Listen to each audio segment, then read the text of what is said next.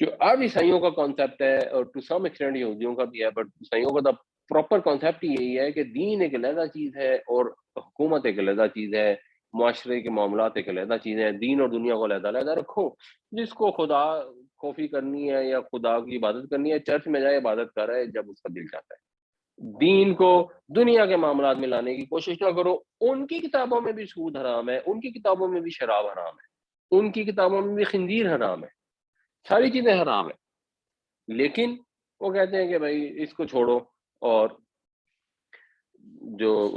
بے حیائی حرام ہے، اڈلٹری حرام ہے، ساری چیزیں حرام ہیں۔ آپ ان کو ڈھونڈیں گے، سود کو ڈھونڈنا تھوڑا سا مشکل ہے، اس کو انہوں نے کیونکہ وہ یہودیوں نے کافی زیادہ مکس کر دیا ہے، بٹ شراب، اڈلٹری، یہ ان چیزوں کے متعلق تو آپ کو واضح آیتیں ہیں جو بائبل میں موجود ہیں، جو کلیئرلی بتاتی ہیں کوک کے متعلق کہ صریحاً حرام ہے، لیکن انہوں نے اس کو علیحدہ کر دیے کہ اچھا جی اس کا کوئی تعلق نہیں ہے دنیا والوں سے، قانون سے، حکومت اس کے متعلق کوئی قانون نہیں بناتے، حکومت نے وہ ساری چیزیں آزاد کر دی ہیں۔ جیسے اب ہماری بھی کچھ حکومتوں کو بہت شوق چڑھا ہوا ہے۔ ہمیں پتہ ہے کہ یو اے ای کے اندر پہلے ہی شراب کی الاؤڈ تھی، آپ پیئیں، اب انہوں نے اور چیزیں میں الاؤ کر دی ہیں۔ اگر کوئی شادی کے بغیر رہنا چاہتے ہیں اس کے اوپر بھی کوئی حکومت کو اعتراض نہیں ہے، کیوں؟ ان کا خیال یہ ہے کہ ایسی چیزیں کرنے سے دنیاوی طور پہ ان کو پراسپیرٹی ملے گی، اور ایک کثیر تعداد یہی سمجھتی ہے۔ یہ ہمارے بھی اخباروں میں کالم آتے رہتے ہیں، کچھ ایسے کالمسٹ لکھتے رہتے ہیں کہ پاکستان میں شراب کی کوئی اجازت نہیں ہے، اس لیے یہاں پہ ترقی نہیں ہوئی، اس لیے ہم بیکورڈ جا رہے ہیں۔ حالانکہ ہم بیکورڈ جب جا رہے ہیں اس کا دین سے تو کوئی تعلق ہی نہیں ہے۔ دین نے تو آپ کو کہیں سکھایا، دور دور تک نہیں سکھایا کہ کسی مظلوم کو پکڑو اور اس کو قتل کر دو۔ دین تو بالکل اس کے الٹ ہے۔ دین نے تو یہ بتایا کہ جس نے کسی ایک انسان کی جان لی اس نے ساری انسانیت کو قتل کر دیا، اور جو کسی ایک مسلمان کو ناحق قتل کرے گا اس کا ٹھکانہ جہنم ہے، اس سے کبھی باہر نہیں نکل سکتا۔ تو دین تو وہ بتا ہی نہیں رہا، جس کو لوگ یہ کہنے کی کوشش کرتے ہیں کہ کیونکہ ہمارے شراب الاؤڈ نہیں ہے نا، اس وجہ سے ہم لوگ اس طرح کی حرکتیں کرتے ہیں، یا کیونکہ ہمارے ہاں وہ ساری فیسلٹی نہیں ہے جس کی وجہ سے ہمارے گورے آ سکیں، اس لیے ہم ترقی نہیں کر پاتے۔ یہ آیت اس کو بڑی کلیئرلی ایکسپلین کرتی ہے کہ اگر وہ قائم کریں گے تورات کو اور انجیل کو، وما انزل الیہم من ربہم، اور اس کو جو ان کی طرف نازل کی گئی ان کے رب کی طرف سے۔ اچھا، یہ اس میں ایڈیشنل پوائنٹ بڑا امپورٹنٹ ہے کہ قرآن شریف، یہاں تورات انجیل پہلے ہوگی، اور دوسری چیز کیا نازل کی؟ قرآن۔ تو قرآن بھی کیونکہ ساری دنیا کے لیے آیا ہے، قرآن صرف بنی اسماعیل کے لیے تو آیا نہیں تھا، قرآن تو سب کے لیے آیا تھا۔ تو ان کا کام تھا کہ جب تک قرآن نہیں آیا تھا اور انجیل نہیں آئی تھی تو تورات کو قائم کرتے، تورات کو قائم کر لیا، پھر حضرت عیسیٰ علیہ السلام تشریف لائے تو انجیل کو بھی قائم کرتے، اور تورات اور انجیل کو قائم کرنا ایک ہی بات ہے۔ اور جب قرآن آ گیا تو پھر قرآن کو بھی قائم کرتے، وہ بھی ایک ہی بات ہے، کیونکہ پیچھے ہم نے پڑھ لیا کہ جو قرآن ہے یہ سب آسمانی کتابوں کی مہمن ہے، ان کی حفاظت کرتی ہے۔ اگر ان میں کوئی تحریفات ہو گئی تھی تو قرآن نے ان کی تصحیح کر دی ہے، بنیادی بیسک میسج تو سب کا سیم ہے۔ تو اگر وہ یہ کرتے تو ہوتا کیا؟ لَأَكَلُوا مِن فَوْقِهِمْ وَمِن تَحْتِ أَرْجُلِهِمْ، تو وہ کھاتے، لَأَكَلُوا وہ کھاتے، مطلب کھاتے یعنی وہ رزق پاتے، کہاں سے پاتے؟ من فوقہم اپنے اوپر سے، ومن تحت ارجلہم اور اپنے پیروں کے نیچے سے، اپنے قدموں کے نیچے سے۔ یہ اللہ تعالیٰ کا میسج ہے انسانیت کی طرف۔ اور اب آپ نوٹس کریں کہ یہاں جو بات ہو رہی ہے نا اہل کتاب سے ہو رہی ہے، جن کے رسول حضرت موسیٰ علیہ السلام، حضرت عیسیٰ علیہ السلام اس وقت موجود نہیں تھے، یعنی قرآن شریف میں کچھ وعدے ایسے ہوتے ہیں جو رسولوں سے ہوتے ہیں۔ نبی کریم صلی اللہ علیہ وسلم موجود تھے، آپ سے یہ وعدہ کیا گیا کہ آپ فتح پائیں گے، نامساعد حالات تھے، بہت مدینہ کے اندر خوف ہراس، غزوہ احد ہوا، اس کے بعد بھی یہ وعدے تھے کہ جی آپ فتح پائیں گے، کیونکہ اللہ کا رسول جب دنیا میں آتا ہے نا تو اس کے اوپر اس کی نافرمان قوم فتح پا نہیں سکتی، رسول نے ہی ہر حال میں غالب آنا ہوتا ہے، یہ طے ہوتا ہے۔ تو کچھ وعدے ایسے ہوتے ہیں جو رسول سے کیے جاتے ہیں، وہ اس کی موجودگی میں ہوتے ہیں، اس کی امیڈیٹ فالوور جو اس وقت کے لوگ موجود ہوتے ہیں ان سے متعلق ہوتے ہیں۔ اس وعدے کو اگر آپ غور کریں تو یہ تو اہل کتاب سے وعدہ کیا جا رہا ہے۔ آیت 65 میں یہ وعدہ تھا کہ اگر وہ اس کتاب کو قائم کریں گے تو آخرت میں ان کو نعمتوں والے باغات ملیں گے، اور اس آیت میں یہ بتایا جا رہا ہے کہ اگر وہ اپنی کتابوں کو قائم کریں جس وقت جو کتاب موجود تھی، تو اللہ تعالیٰ دنیاوی رزق ان کو عطا فرمائے گا، آسمان سے بھی اور پیروں کے نیچے سے بھی بے پناہ رزق ان کو ملے گا، اوپر سے بھی اور نیچے میں بھی۔ یہ کانسیپٹ آج بالکل ختم ہو گیا۔ لوگوں کا خیال ہے اگر ہم دین پر عمل کریں گے، اگر ہم مثال کے طور پہ سود کا کاروبار نہیں کریں گے تو ہم ترقی نہیں کر سکتے، اگر ہم بے ایمانی نہیں کریں گے تو ہم ترقی نہیں کر سکتے، ہم پیسہ نہیں کما سکتے۔ اللہ تعالیٰ نے اس کے بالکل برخلاف بات فرمائی ہے۔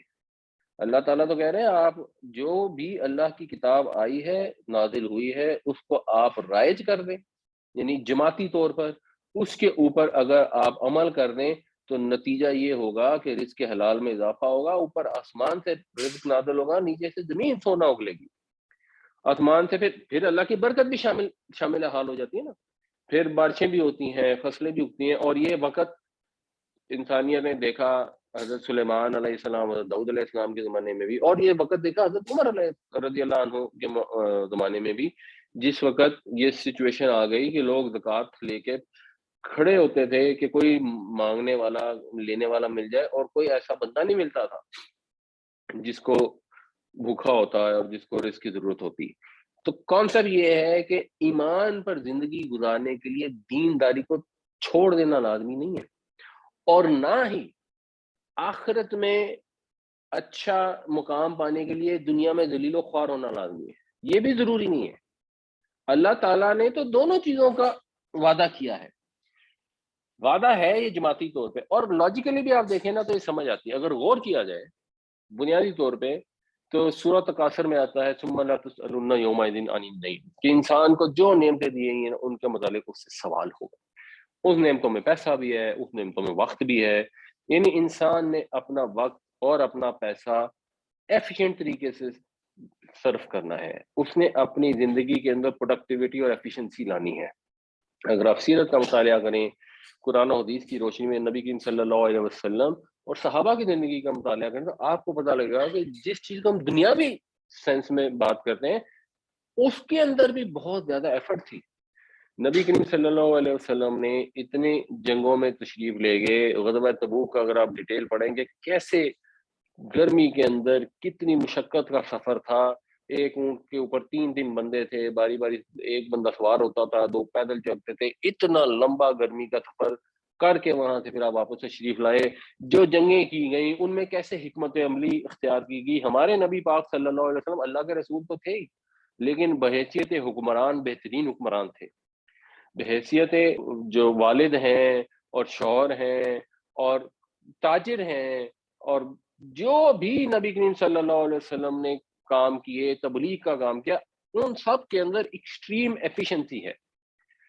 مطلب یہ ہے کہ اگر ہم نے اللہ کے نبی صلی اللہ علیہ وسلم کو فالو کرنا ہے تو ہم نے بھی اپنے زندگی کو ایفیشنسی کے ساتھ گزارنا ہے، جس کو قائد اعظم نے کہا کام کام اور کام۔ اگر ہم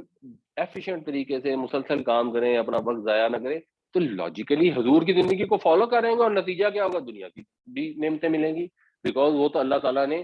سسٹم ہی ایسا بنایا ہوا ہے۔ اور اگر ہم خدا خوفی کریں گے، تقویٰ کریں گے، بےایمانی نہیں کریں گے، لوگوں سے بدتمیزی نہیں کریں گے، وہ دکاندار جو بےایمانی نہیں کرتا ہوگا، بدتمیزی نہیں کرتا ہوگا، ایونچولی کچھ عرصے کے بعد وہ اس کی دکان سب سے زیادہ چلے گی، یہ تو لاجیکل ہے۔ اور اگر ہم معاشرتی طور پر سب توبہ کر لیں اور سب اپنی حرکتوں سے بعد آ جائیں اور وہ کام کریں جو صحیح صحیح ہوتا ہے، ہم آٹومیٹکلی ترقی کرنا شروع کر دیں گے۔ لانگ ٹرم میں میجورٹی ایسے لوگ کامیابی ہوتے ہیں اور ان کو دنیاوی لحاظ سے زیادہ رزق ملتا ہے۔ تو دین کے اوپر چلنے میں دنیا بنتی ہے۔ یہ جو سیکولرزم ہے کہ دین سے دنیا کو علیحدہ کریں گے تب ہمیں ترقی ہوگی دنیاوی، یہ بالکل غلط ہے۔ ترقی کانسیپٹ سمجھنا چاہیے سب سے امپورٹنٹ، کہ یہ جو رزق ہے یہ اللہ تعالیٰ نے عطا فرمانا ہے۔ تو جب رزق دینے والی ذات اللہ کی ہے تو اس کا مطلب ہے کہ یہ تو ہو سکتا ہے کہ ہم خدا کی فرما برداری کریں تو جو رزق اس نے ہمارے نصیب میں لکھا ہے اس کو مزید خوش ہو کے بڑھا دے، لیکن یہ نہیں ہو سکتا کہ ہم بینکوں سے کام کر لیں، فراڈ کر لیں، رشوت لے لیں تو ہمارے رزق میں اضافہ ہو جائے گا، کیونکہ رزق تو اللہ نے دینا ہے، بینک نے تو رزق نہیں دینا، بےایمانی نے تو رزق نہیں دینا، رشوت ستانی تو رزق نہیں دینا۔ تو اس کانسیپٹ کو، اور یہ قرآن شریف میں اور جگہوں پہ بھی ہے، اور یہ ایک بات ہو رہی ہے گلوبل، یعنی جماعتی لیول پہ۔ انڈیویجول کے لحاظ سے دیکھیں تو یہ جو حدیث مبارک ہے حضرت ابو ذر غفاری سے یہ روایت ہے، حدیث قدسی ہے، یعنی انہوں نے حضور سے روایت کی اور حضور نے اللہ تعالیٰ سے روایت کی کہ اے میرے بندو، میں نے ظلم کو اپنے اوپر حرام کر لیا ہے اور تمہارے درمیان بھی حرام کیا ہے، تم بھی کسی پر ظلم نہ کرو، لہٰذا تم ایک دوسرے پر ظلم نہ کرو، اے میرے بندو تم سب گمراہ ہو سوائے اس کے جسے میں ہدایت سے نواز دوں، بس تم مجھ سے ہدایت مانگو، میں تمہیں ہدایت دوں گا، اے میرے بندو تم سب بھوکے ہو سوائے اس کے جسے میں کھانا دوں، بس تم مجھ ہی سے کھانا مانگو، میں تمہیں کھانا دوں گا۔ اللہ تعالیٰ فرماتے ہیں کہ مجھ سے مانگو، اگر بھوکے ہو، اگر رزق کی کمی ہے مجھ سے مانگو، میں تمہیں دوں گا۔ جماعت کے لیول پہ تو یہ وعدہ ہے، اگر جماعت اس لیول پہ آ جائے گی تو ایک سٹیج آئے گی کہ سب کے سب کو رزق مل جائے گا۔ انڈیویجول کے لیول پہ بھی یہ 90%، 99% اللہ سے مانگیں گے، اللہ دے گا۔ اے میرے بندو تم سب بے لباس ہو سوائے اس کے جسے میں لباس پہناؤں، بس تم مجھ ہی سے لباس مانگو، میں تمہیں لباس دوں گا۔ اے میرے بندو تم سب دن رات گناہ کرتے ہو اور میں سارے گناہوں کو بخش دیتا ہوں، بس مجھ ہی سے بخشش مانگو، میں تمہیں بخش دوں گا۔ تو پھر یہ حدیث آگے چلتی ہے۔ تو کانسیپٹ یہ ہے کہ آخرت کی بھی جو مغفرت ہے وہ اللہ سے مانگیں، ہائیلی لائکلی انشاءاللہ اللہ تعالیٰ عطا فرمائیں گے۔ دنیا کا رزق بھی اللہ سے مانگے، انشاءاللہ اللہ تعالیٰ عطا فرمائیں گے۔ اصل کانسیپٹ یہ ہے، جا کے کسی فراڈ سے، کسی غلط طریقے سے، کسی دو نمبری سے، کسی کے ساتھ ظلم کر کے، کسی سے رشوت بٹور کے، کسی فراڈ کاروبار میں انوالو ہو کے، ملاوٹ کر کے اس سے اپنا رزق نہ مانگے۔ ادھر سے رزق نہیں ملنا، وہ رزق دینے والی چیزیں نہیں ہے، رزق دینے والی ہستی صرف اور صرف ایک ہی ہے، وہی کھانا بھی دے گی، وہی کپڑا بھی دے گی۔ اور اس کے اندر اگر کسی کو رزق کی کبھی ذرا، ہر انسان کے اوپر ایسے فضے آتے رہتے ہیں جب مسائل پریشانی آتی ہیں، تو میرا ایک پرسنل ہے، میرے دوست نے مجھے ایک ٹپ بتائی تھی اور وہ ٹپ ایکچولی کافی یوزفل ہے، میں نے اور لوگوں کو بتائی۔ بریفلی یہ ہے کہ اس کی جاب ختم ہو گئی تھی، دبئی میں رہتا تھا، تو اس نے تہجد پڑھنی شروع کر دی، اور پھر ایک لمبی اسٹوری ہے، بہرحال اس کو جاب مل گئی، پھر اس کی بیگم کی جاب ختم ہو گئی تھی، اس نے بھی تہجد پڑھنی شروع کر دی، اس کو بھی جاب مل گئی۔ تو ایک تو یہ ہے کہ تہجد کی نماز پڑھیں وہ لوگ جن کو یہ قرآن حدیث سے ویسے میں نہیں بتا رہا، یہ میں ایک پرسنل اس سے بتا رہا ہوں۔ اور قرآن شریف میں جب حضرت موسیٰ علیہ السلام مصر سے نکلنا پڑا آپ کو، اور آپ اب جا رہے تھے، تو آپ سب کچھ چھوڑ کے بھاگے نا، وہ ایک آدمی دوڑتا ہوا آیا، اس نے کہا بھائی تمہارے قتل کے مشورے ہو رہے ہیں، یہاں سے نکل جاؤ۔ تو شہزادوں کی زندگی گزاری تھی حضرت موسیٰ علیہ السلام نے، وہاں سے بنی اسرائیل میں بھی اب اپنے خاندان قبیلے میں بھی آنا جانا شروع ہو گئے، تو محل بھی چھوڑا اور بنی اسرائیل کو بھی چھوڑا اور وہاں سے نکل بھاگے جان بچانے کی خاطر۔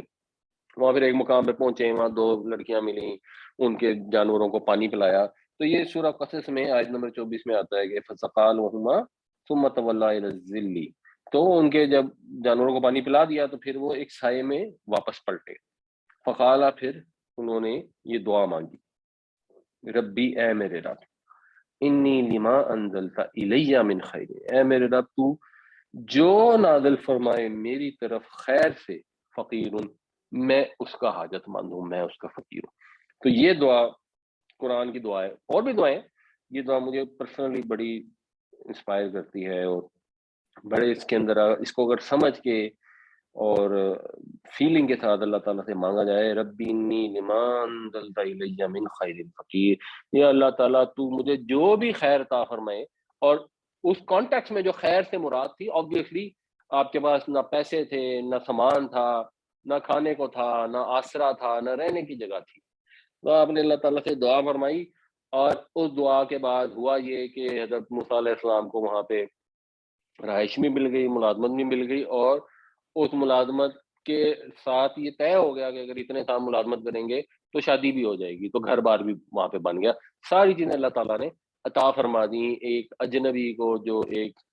غریب الوطنی کی حالت میں اور جان بچا کے آئے ہوئے تھے، اور ایک اچھا سسر، نیک سسر اللہ نے عطا فرمایا، ساری نعمتیں ملی۔